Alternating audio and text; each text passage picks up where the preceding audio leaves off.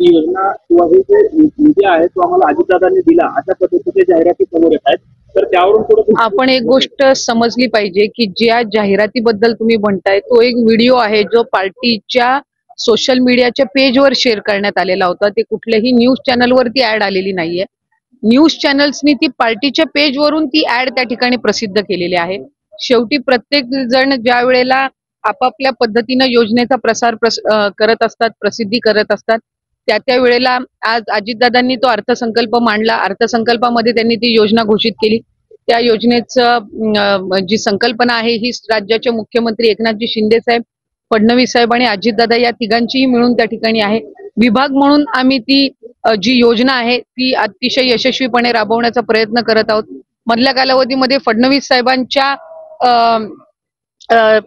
प्रमुख मार्गदर्शनाखाली त्यांच्या संघटनेच्या पदाधिकाऱ्यांनी सुद्धा त्या ठिकाणी संवाद सत्र घेतलेलं होतं।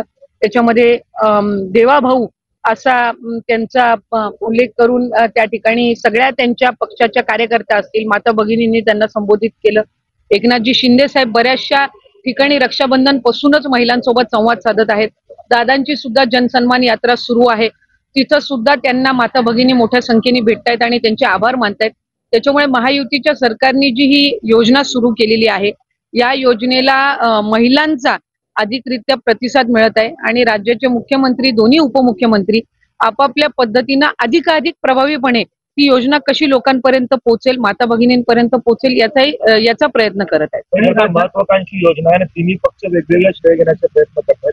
त्यावरून विधानसभा जी पुढची येणार आहे नाही, लोकसभेच्या वेळेला सुद्धा अशा पद्धतीचे नरेटिव्ह सेट करण्याचा प्रयत्न झालेला आहे की संविधान बदललं जाईल किंवा मुस्लिम समाजाला काहीतरी अडीअडचणी येतील। 14 वर्षापासून देशामध्ये पंतप्रधान नरेंद्र मोदी साहेबांचं सरकार आहे, कुठेही कोणाला अडचण आली नाही।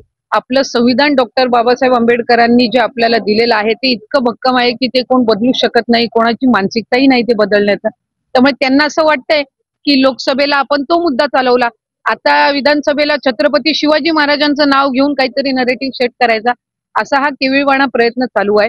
छत्रपती शिवाजी महाराज हे आपलं आराध्य दैवत आहेत, फक्त राज्याचं नाही तर संबंध हिंदुस्थानाचं आराध्य दैवत आहेत आणि त्यांच्या बाबतीमध्ये कुठलंही राजकारण होऊ नये अशी भूमिका ही निश्चितपणाने आम्हा सगळ्यांची आहे। महाविद्यालय जे आहेत, विशेषतः मेडिकल कॉलेज आहेत, त्याच्यामध्ये डिसेंबर 2024 पर्यंत ते सवलत मिळायला पाहिजे एसटी एसटी विद्यार्थी असतील, ओबीसी असतील किंवा इतर दुर्बल घटकांना।